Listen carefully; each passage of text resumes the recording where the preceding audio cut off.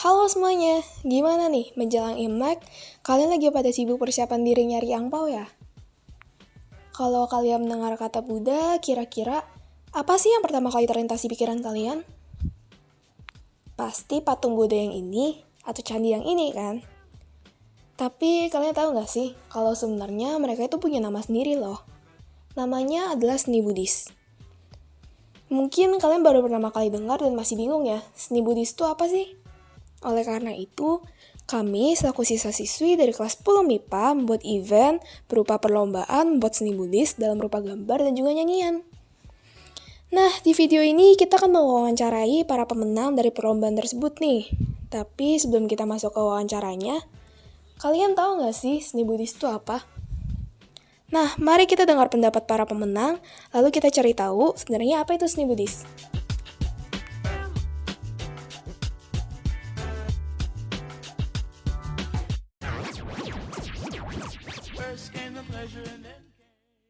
Halo semuanya, saya Valerie dari kelas 7B. Pada kali ini saya akan menjawab beberapa pertanyaan yang diberikan oleh Cici dan Koko. Untuk pertanyaan yang pertama, kesan dan pesan saat mengikuti pro-event. Menurut saya sangat suka dengan event ini karena menyanyi juga adalah suatu pilihan saya. Dan dengan mengikuti event ini, saya mendapatkan teman baru, yaitu teman sekelompok saya, Melisa dari kelas 7B.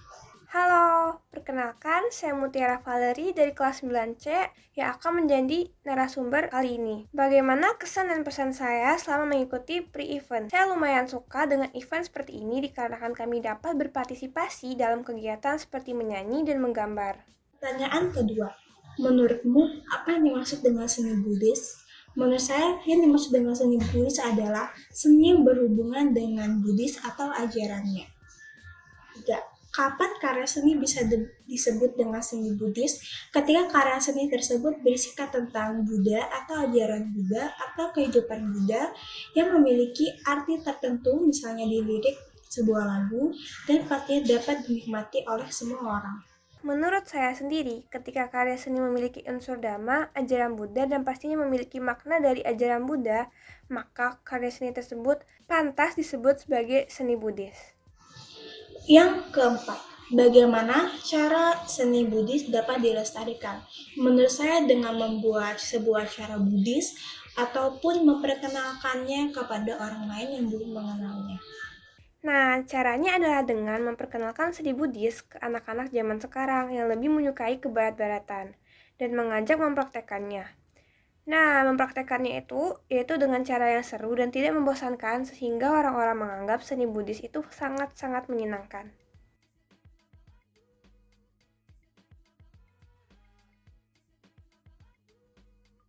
Pre-event ini diatur dan juga dioperasikan dengan baik, dan event tersebut juga meningkatkan keterampilan mengedit, menggambar, dan pemahaman saya tentang pelajaran Buddhis.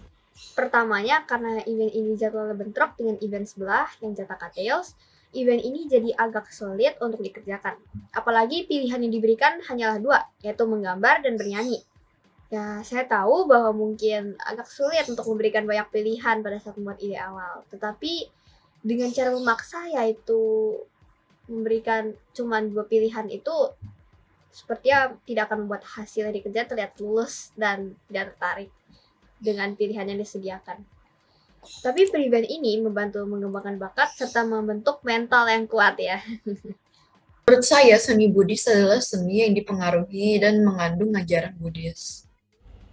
Menurut saya, seni Buddha adalah bentuk seni yang dipengaruhi oleh agama Buddha. Ini termasuk media seni yang menggambarkan apa saja yang berhubungan dengan ajaran Buddha.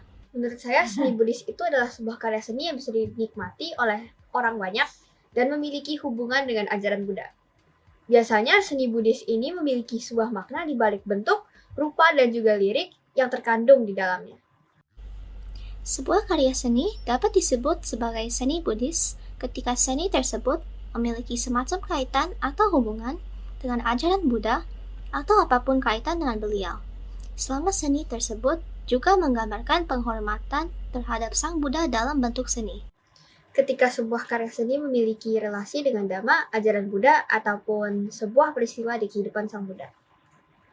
Menurut saya, seni Buddhis harus dilestarikan karena menunjukkan rasa hormat kita terhadap Sang Buddha, dan juga dapat membantu menyebarkan kata-kata ajarannya dengan cara tertentu kepada semua orang yang ingin belajar tentang agama tersebut, dan juga untuk meningkatkan karakter kita menjadi lebih baik sebagai individu.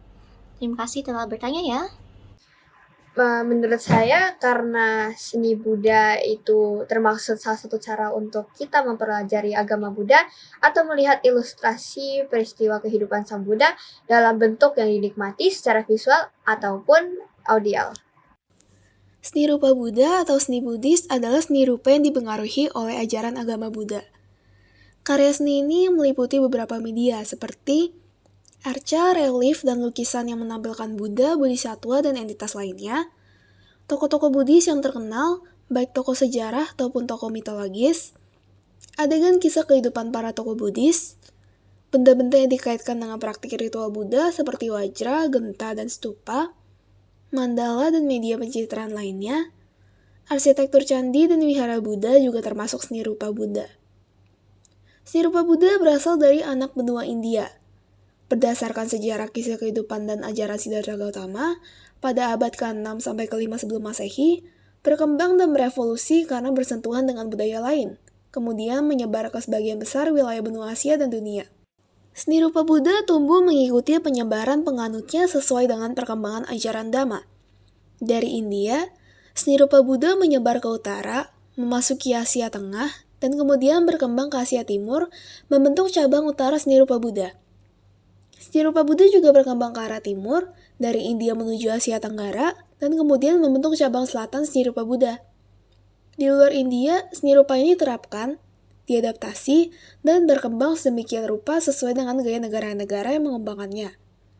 Di dalam India sendiri, seni rupa Buddha berkembang dan kemudian memengaruhi perkembangan seni rupa Hindu dan China, hingga kemundurannya pada abad ke-10 akibat pesatnya perkembangan agama Hindu dan Islam di India. Perwujudan manusia dari Buddha mulai muncul pada abad pertama Masehi di India Utara. Dua pusat perkembangan kesenian Buddha adalah di Gandhara, kini terletak di provinsi perbatasan barat laut di Pakistan, dan di kawasan Mathura, Uttar Pradesh di pusat India Utara. Seni rupa Gandhara diuntungkan karena selama berabad-abad dia bersentuhan dengan kebudayaan Yunani. Sejak penaklukan Alexander Agung pada tahun 332 sebelum Masehi. Tumbuhnya kerajaan Yunani Baktira dan kerajaan Indo-Yunani menjadi pendorong dari tumbuhnya seni Buddha Yunani. Arca-arca Buddha dari Gandhara menampilkan pengaruh artistik Yunani dan disebutkan bahwa gagasan untuk manusia dewa sesungguhnya diilham oleh budaya mitologi Yunani.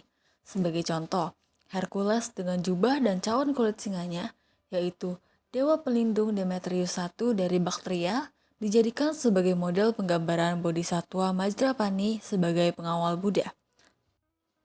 Secara artistik, disiplin aliran seni patung Gandhara telah menyumbangkan berbagai karakteristik pada perwujudan Buddha, seperti rambutnya yang ikal bergelombang, pakaian berjubah, sepatu dan sendal, serta hiasan sulur bunga pada kesenian Buddha lainnya. Selain penggambaran wujud Buddha, seni rupa Buddha juga diperkaya dengan penggambaran tokoh-tokoh lain.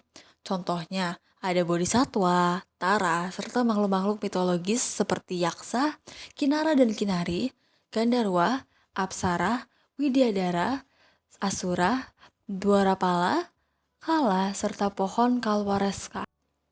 Seni Mathura tampaknya lebih berdasarkan pada tradisi India yang kuat, dengan contoh penggambaran dewata dan makhluk suci seperti Yaksa. Meskipun secara gaya masih terlihat kaku dibandingkan dengan perwujudan Buddha lainnya, seni aliran Mathura juga menyumbangkan pengaruhnya pada seni rupa Buddha, seperti jubah yang menutupi bahu kiri dan terbuka di bahu kanan, yang terbuat dari bahan muslin tipis, cakra pada telapak tangan, singgasana teratai, dan lain-lain. Seni Mathura dan Gandhara juga saling mempengaruhi. Pada masa keemasan kesenian Buddha, kedua pusat seni Buddha ini disatukan dalam Kekaisaran Kushan, dan kedua kota ini menjadi pusat kemaharajaan. Hingga kini masih diperdebatkan apakah perwujudan manusia Buddha itu lahir dari evolusi lokal pada seni Buddha Mathura atau merupakan hasil interaksi budaya sebagai akibat pengaruh seni rupa Yunani di Gandhara. melalui sinkretisme budaya Yunani Buddhis.